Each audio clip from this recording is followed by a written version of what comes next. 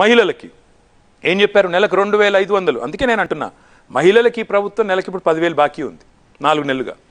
వృద్ధులకి ఇప్పుడు నెలకి మొత్తంగా 4 నెలలకు కలిపి 16,000 బాకీ ఉంది. మొత్తం ఒక పంటకు సంబంధించి 15,000 బాకీ ఉన్నాడు రేవంత్ రెడ్డి. 1,80,000 బాకీ ఉన్నారు మీరు తెలంగాణలో ఉన్న నిరుద్యోగులకు. 2019 ఎలక్షన్స్ కన్నా ముందు నిరుద్యోగులకి 3,000 నెలకి ఇస్తామన్నారు కదా నిరుద్యోగ భృతి. మరి 3,000 ఇంటూ 12 months 36,000, 36,000 ఇంటూ 5 years 1,80,000. ఈ లెక్కన మీరు ఒక్కొక్క నిరుద్యోగికి 1,80,000 బాకీ ఉన్నారు. ఇది కూడా కొంచెం ఏమైనా క్లియర్ చేస్తారేమో. ఇంకా మీ ప్రభుత్వం లేదు కాబట్టి అది కూడా రేవంత్ రెడ్డికి చెప్పి కొద్దిగా క్లియర్ చేయండి. అది కూడా మీరు ఎట్లాగో జాబ్ లేలే నిరుద్యోగ భృతిలే ఎర్రిపప్పని చేశారు తెలంగాణలో యూత్ అంతా. కొంచెం మీరు ఇవ్వాల్సింది కూడా రేవంత్ రెడ్డికి చెప్పి ఇప్పియండి. ఒకవేళ ఇది అవ్వదు అనుకుంటే జస్ట్ దాని గురించి కూడా ఎప్పుడైనా డిస్కస్ చేయండి. లేకపోతే దాని మీద ఎందుకు ఇవ్వలేదు అనే దానికి ఒక చిన్న వివరణ ఇవ్వండి. అట్లీస్ట్ మనీ ఎందుకు ఇవ్వలేదన్నా, లేకపోతే జాబ్లు ఎందుకు ఇవ్వలేదు అనేదన్నా. అంటే Group 1 ఎన్నిసార్లు పడ్డదో కమెంట్ పెట్టాలిగా చెప్తున్నా. ఎన్నిసార్లు Group 1 పడ్డదో ఒకసారి చూడండి. ఎన్నిసార్లు Group 1, Group 2, Group 3, Group 4 ఎన్నిసార్లు వేసారో కూడా చూసి కామెంట్ పెట్టండి.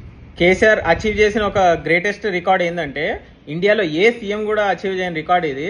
3 ఎలక్షన్స్కి ఒక్క Group 1 నోటిఫికేషన్ కూడా వేయకుండా 3 ఎలక్షన్స్కి వెళ్ళగలిగాడు. అది గ్రేట్. అది తెలంగాణ సాధించిన ఉస్మానియా యూనివర్సిటీ స్టూడెంట్స్ కానీ ఎవరికైనా రాష్ట్రం వస్తే ఉద్యోగాలు వస్తాయన్న పదం చెప్పి 3 ఎలక్షన్స్కి ఒక్క ఉద్యోగం వేయకుండా వెళ్ళాడు Group 1.